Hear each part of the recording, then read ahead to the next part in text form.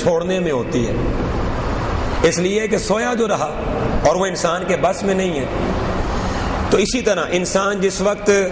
دنیا سے اٹھتا ہے تو جناب اس کی روح اس کے جسم سے نکلتی ہے، اور جیسے ہی وہ عالم برزخ میں پہنچتا ہے تو روح دوبارہ اس کے جسم میں ڈال دی جاتی ہے۔ اس طرح پھر برزخ کے جہان میں، قبر کے جہان میں جو اس کو عذاب ہوتا ہے اس کا بھی اس کو احساس ہوتا ہے، اور جو اس کو ثواب ملتا ہے اس کا بھی اس کو احساس پورا ہو رہا ہوتا ہے۔ اب یہاں پر ایک سوال ہے کہ اگر کافر بھی اور مومن بھی یہاں سے دنیا سے اٹھنے کے بعد قبر میں جب پہنچتے ہیں، برزخ میں پہنچتے ہیں، تو زندہ تو سب رہتے ہیں، زندگی سب کو ملتی ہے قبر کے اندر، تو پھر کافر اور مومن کی زندگی میں فرق کیا ہوتا ہے؟ تو اس کا جواب یہ ہوگا کہ جس طرح دنیا میں ہر کسی کی زندگی ایک جیسی نہیں ہوتی، اسی طرح قبر کے اندر بھی ہر کسی کی زندگی ایک جیسی نہیں ہوتی ہے، بلکہ فرق ہوتا ہے۔ جیسے یہاں بعض خوش نصیبوں کو اللہ روحانی ایمانی زندگی نصیب فرماتا ہے، اور بعض ایسے غافل ہوتے ہیں کہ سارا دن گناہوں میں ڈوبے رہتے ہیں، ساری رات ان کی گناہوں میں گزر جاتی ہے، اور بعض خوش نصیب ایسے ہوتے ہیں کہ پوری رات اللہ کی بارگاہ میں وہ گزار دیتے ہیں۔ بہن قبر کی زندگی بھی سب کی ایک جیسی نہیں ہے، وہ قبر کی زندگی بھی مختلف زندگی ہے۔ میں مثال دینا چاہوں گا، موسیٰ علیہ السلام کے بارے میں حضور علیہ السلام نے فرمایا تھا نا، معراج والی رات میں ان کی قبر کے قریب سے گزرا تو میں نے دیکھا کہ موسیٰ علیہ السلام اپنی قبر میں کھڑے ہو کر کے نماز ادا کر رہے ہیں۔ ایک معنی اس کا یہ لیا گیا، وَهُوَ يُصَلِّي، میں نے دیکھا کہ وہ اپنی قبر میں کھڑے ہو کر نماز ادا کر رہے ہیں، اور ایک معنی محدثین نے یصلی کا یہ بیان کیا کہ حضور فرماتے ہیں جب میں ان کی قبر کے قریب سے گزرا، انہوں نے اوپر دیکھا تو میری طرف نظر پڑی تو وہ کھڑے ہو گئے، اور کھڑے ہو کے انہوں نے مجھ پر درود پڑھنا شروع کر دیا۔ تو معنی یہ ہے ایک قبر کی زندگی، نبیوں کی زندگی یہ ہے کہ وہ قبر میں جا کر کے بھی، وہاں جا کر کے بھی اللہ کی عبادت میں مصروف رہتے ہیں، اللہ کی یاد میں مصروف رہتے ہیں، خدا کے ذکر میں مصروف رہتے ہیں۔ اور میں اس پر ایک اور مثال پیش کرنا چاہوں گا کہ رسول کریم حضور علیہ الصلوۃ والسلام نے بارہا احادیث مبارکہ آپ پڑھیں تو یہ ارشاد فرمایا ہے کہ اے لوگو قبروں کے اوپر بیٹھا نہ کرو، قبروں کے اوپر نہ بیٹھا کرو، اس لیے کہ قبر کے اوپر تمہارے بیٹھنے سے جو قبر کے اندر موجود ہے اس کو تکلیف ہوتی ہے۔ معنی یہ ہے کہ تکلیف تو زندہ کو ہوتی ہے، تو اس کا مطلب کیا ہوا کہ قبر کے اندر جو موجود ہے وہ زندہ ہے تو اس کو تکلیف ہو رہی ہے۔ اور پھر اسی طرح رسول کریم علیہ السلام نے یہ بھی فرمایا کہ جب قبرستان میں جایا کرو تو کہا کرو السلام علیکم یا اہل القبور۔ اس سے بھی یہ اشارہ ملتا ہے کہ قبروں کے اندر انسان بالکل فانی نہیں ہو جاتا، مردہ نہیں ہو جاتا، بلکہ اس کو اس جہان میں بھی اللہ تعالیٰ ایک زندگی عطا فرما دیتا ہے۔ تو رب العالمین نے یہاں پہلے فرمایا کہ تم میری ذات سے انکار کیسے کر سکتے ہو، تم میری ذات کے ساتھ کفر کیسے کر سکتے ہو، حالانکہ تمہارے اوپر ایک ایسا وقت گزرا ہے کہ تم مردہ تھے۔ مانا یہ کہ تم اپنے باپ کی پیٹھ میں تھے، تم اپنے ماں کے پیٹ میں تھے، یا تم ایک مٹی کا ذرہ تھے، یا تم ایک قطرے کی صورت میں تھے، تو تمہیں ہم نے زندگی عطا فرمائی، تمہیں گوشت پوشت کا ایک انسان بنا دیا، تمہیں صورت عطا کی، پھر تمہیں یہاں سے موت دے کر کے تمہیں قبر میں پہنچائیں گے، تو وہاں پھر تمہیں زندگی عطا کر دیں گے، اور پھر وہاں پر موت عطا کریں گے۔ تو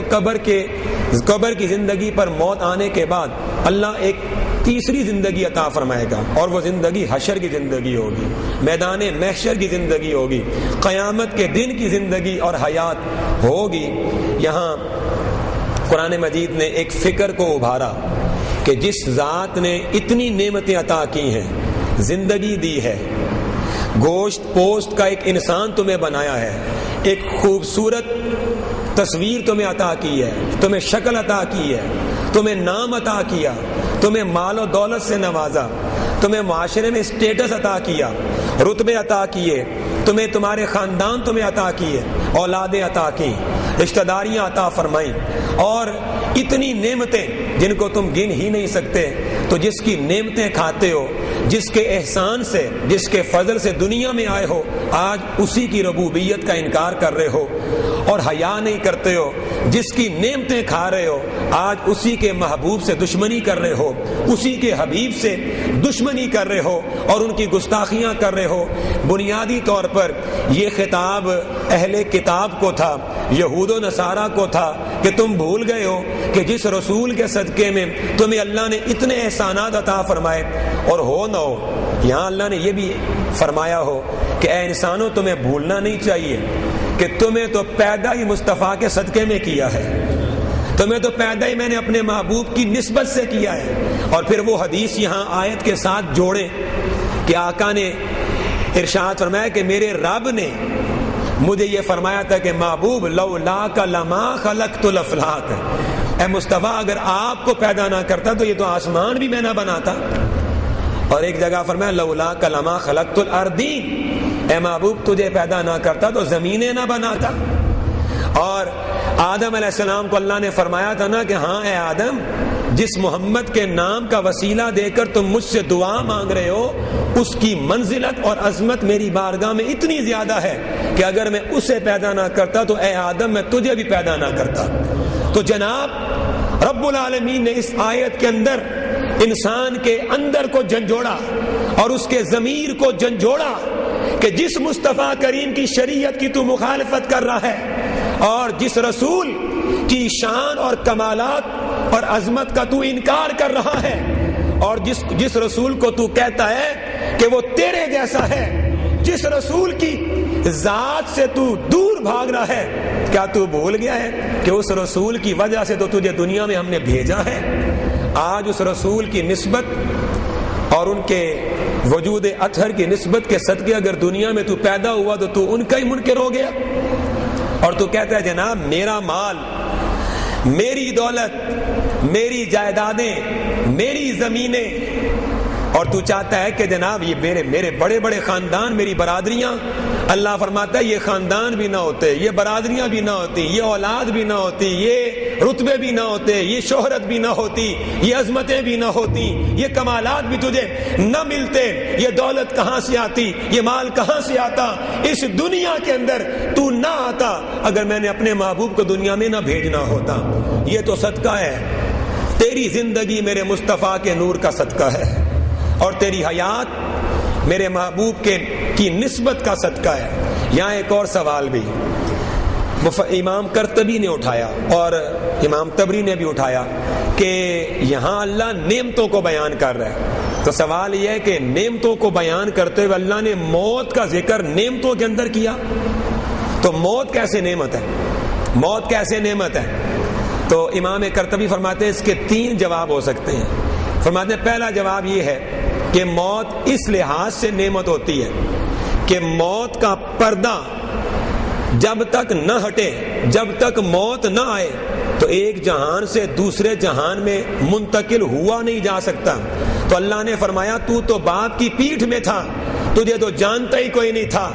تیرے حسب کو کوئی نہیں جانتا تھا، تیرے نسب کو کوئی نہیں جانتا تھا، تجھے کون پہچانتا تھا؟ تجھے اس جہان سے ہم نے موت دی، گویا تیرے لیے موت بھی ہم نے نعمت بنا دی کہ وہاں سے یہاں منتقل کرنے کے لیے تجھے مارا، پھر تجھے زندہ کر دیا. تو تو بھول گیا ہماری اتنی نعمتیں تجھے ملی؟ اور پھر وہ فرماتے ہیں کہ موت نعمت کیوں ہے؟ اس کا دوسرا جواب یہ بھی ہے کہ کافر کے لیے یقیناً جناب موت مکروہ چیز ہے، کافر کے لیے ناپسندیدہ چیز ہے، اس کے لیے وہ نعمت نہیں. لیکن امام قرطبی فرماتے ہیں کہ مومن کے لیے موت نعمت ہی نہیں. مصطفیٰ کریم علیہ السلام نے فرمایا کہ مومن کے لیے موت ایک گلدستہ ہے اور ایک تحفہ ہے. اور فرمایا کیوں؟ اس لیے کہ بندہ مومن کو اللہ سے ملاقات کرنے کا انتظار ہوتا ہے، اور جب اس کی موت قریب آتی ہے تو وہ ڈرتا نہیں، وہ کہتا ہے فرشتوں جلدی جلدی میری روح نکالو تاکہ میرا انتظار ختم ہو، میں خدا کا دیدار کرنے لگ جاؤں. یہ پردہ ہٹے، حجاب ہٹے، اور میں عظمت باری تعالیٰ کا دیدار کرنے لگ جاؤں تو گویا مومن کے لیے موت نعمت ہے، گلدستہ ہے، تحفہ ہے۔ اس لیے اللہ نے فرمایا کیا تم اس نعمت کو بھی بھول گئے؟ یہ حیات، یہ موت، یہ سلسلے، یہ انعامات کے، یہ تمہیں مصطفیٰ کریم کی نسبت سے میں نے عطا کی ہے۔ اور تیسرا معنی موت کے نعمت ہونے کا یہ ہے کہ گویا ہو سکتا ہے یہاں پر موت کا معنی جہالت ہو اور زندگی کا معنی علم ہو، تو اللہ نے یہاں یہ فرمایا ہو کہ جب تم جاہل تھے تو ہم نے تمہاری جہالت کو علم سے بدلا،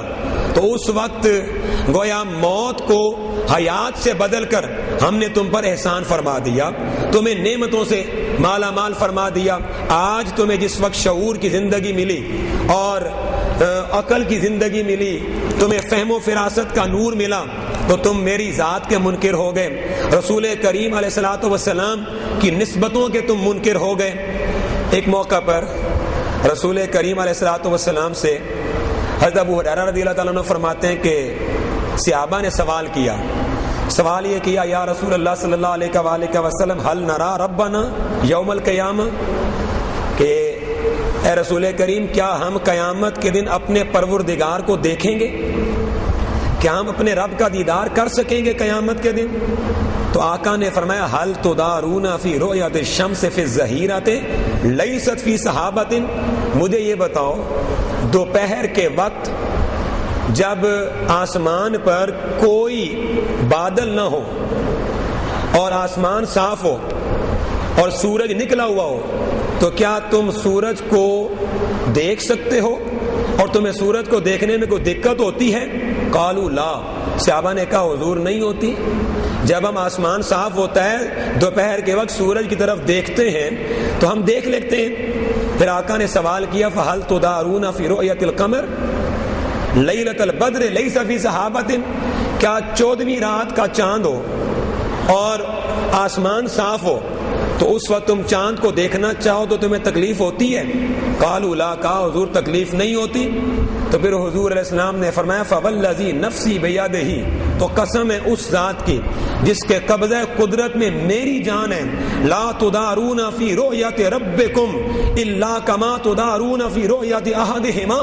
جس طرح سورج اور چاند کو دیکھتے ہوئے تمہیں تکلیف نہیں ہوتی ہے، اسی طرح قسم اس رب کی جس کے قبضہ قدرت میں میری جان ہے، بروز محشر تم رب کو دیکھتے جاؤ گے، تمہاری آنکھیں پلک بھی نہیں جھپکیں گی اور تمہیں تکلیف نہیں ہوگی، تم اپنے پروردگار کو دیکھو گے۔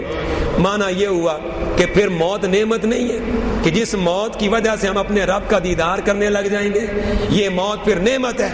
جو ایک مومن کو اللہ کا دیدار عطا کرے گی۔ ہو سکتا ہے کوئی بندہ مجھ سے یہ پوچھے کہ کیا صرف مومن کو دیدار ہوگا یا کافر کو؟